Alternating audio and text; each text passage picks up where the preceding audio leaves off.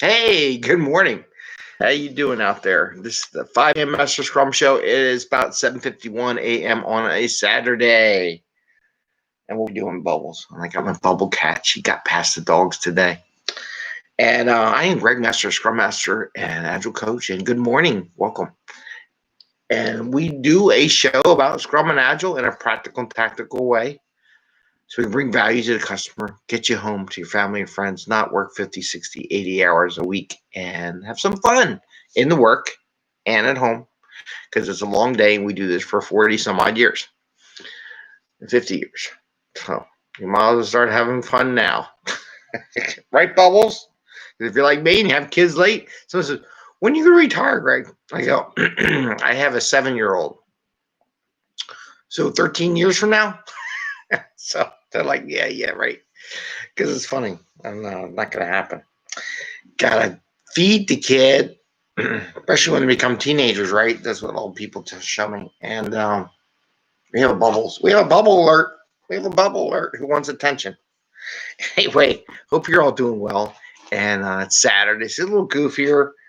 You know, what it is. And I got to go out and do some exercise. I got my chart doing exercise. But anyway, we're off on some weird tangents. And we got to talk about what we want to talk about.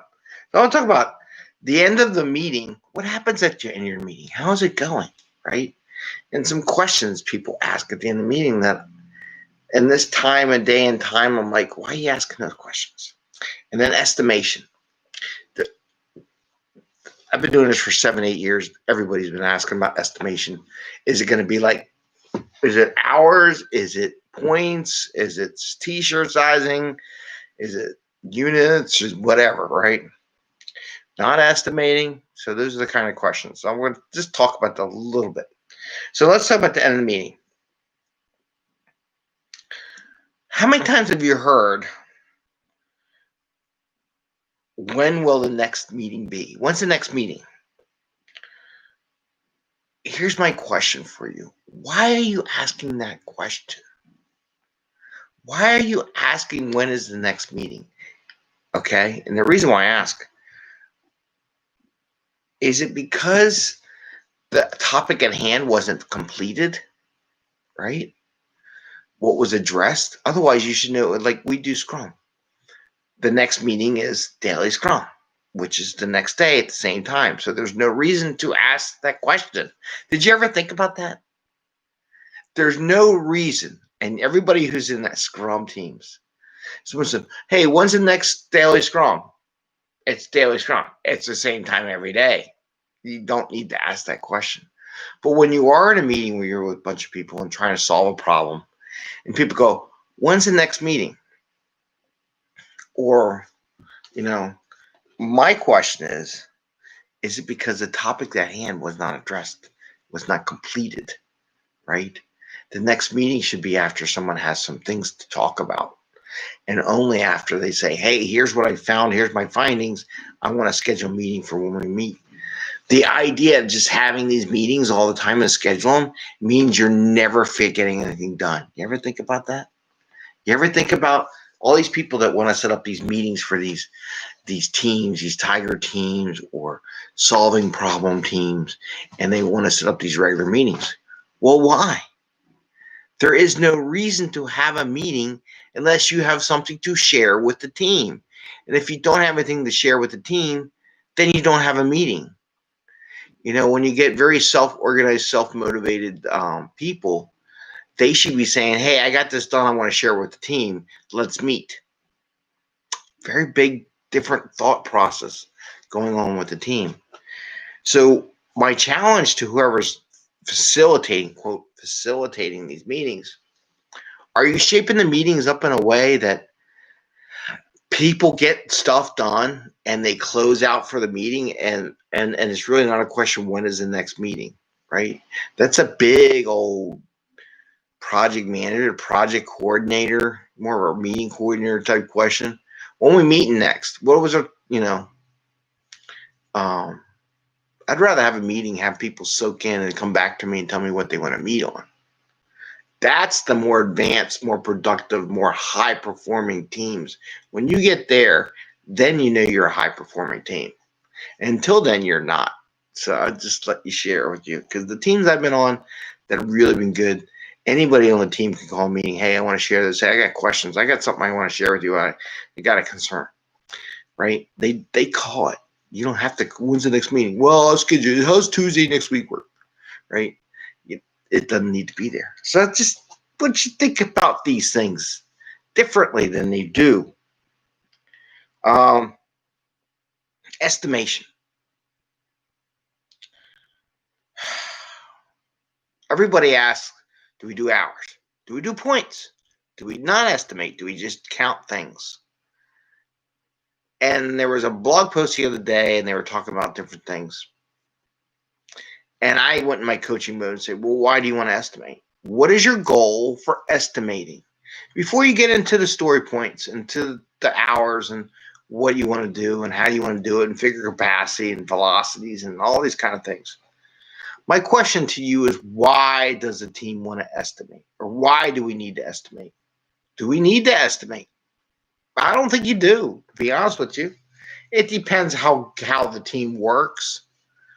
But my question, rather than getting into let's do it this way and do hours and estimate hours, because that's just what we've been doing for years. My first question is, why do we want to estimate? What data, what does that give to anybody? How does it help us, right? And I'm just going to give one real quick one, which people don't do. Why I don't like hour estimates. I like estimates with points that talk about criticality, risk, unknowns. I mean, there's a sizing aspect of it, sure. But my question is, how much information do we really know? And if anybody tells me we know everything we need to know, I go, yeah, right. Okay. Unless it's really simple and you did it like a million times. Okay. But my question would be, why? And then here's something. And why do we use why points make good idea? Well, if our goal is to estimate how much work and deliver product that can be implemented within a sprint, we need to know how much time it typically takes us. We don't want to start something that's going to take, forever to get done, a whole 2 weeks and nothing else gets done, because then no one will be happy, right? And if you go, okay, I got all these points, there's some 3-point stories, 3-point, 2-point, 3-point, 5-point, 8-point, 13-point stories, right?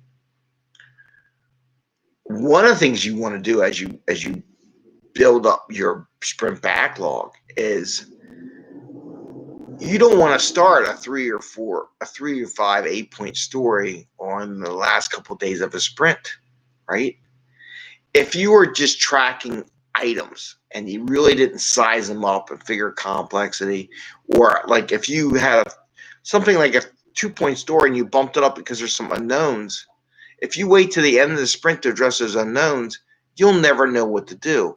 You're better off taking those bigger stories and put them up front, talk about them, see if there's any unknowns, put feelers out to other teams, ask them questions, get them to know if they can give you your data within the sprint, and work on some stuff and make sure it's done so that you can get that work done. If you wait till the last day of the sprint, you won't know all those unknowns. You won't have looked at it, right? If you just do counts of stories, there is no looking into it. It's just number of issues. It's just, I got 50 issues. I'm going to do 50 issues. And whatever prior they come through, no matter what the complexity, no matter what the thing. So what if the first 20 of them were real simple issues and you knocked them out in a day? Then what, right? Or you took 5 days and the first 5 days of the 2-week sprint, all you did was hit small issues. So this is 2 things talking about why do you want to know when the next meeting is and why do you end it that way, right? And then estimation. Do you know why you're estimating? Besides because I can get the mechanical answer. Because we have to calculate complexity, or we need to know our estimate, so we're committing to. We need to tell our bosses what our velocity is. Why? Right? All right. that's what I got. That's my church speak for the day. All right, Bubs. And I want to wish you all a great day, great Saturday. Maybe you're even getting ready to do your Sunday, depending where you are on the planet. And thumbs up. I got to check to see if New Zealand launched their rocket. Think they launched their rocket, Bubbles? So New Zealand was supposed to be able to launch a rocket, so I'm going to see if they did or not. It's pretty cool. And Blue Horizon, they launched theirs the other day. That was pretty cool looking. It goes up, comes down. They can put people in it. I want to go on a ride. Anyway, you have a great day. Enjoy. Give us a thumbs up if you like the show. We'll take a walk, videotape some nice morning pictures. Ring the little bell, little Liberty bell, if you got one, so you can get notified. That'd be cool if you could change your bell. That'd be a neat add-on. I should suggest that to YouTube. Anyway, have fun. Enjoy the day. Enjoy your family and friends. Get out, do something. Go enjoy nature. I don't know. Stretch out. Get out of your cave like I'm in right now. All right. Bye. See ya. See you tomorrow.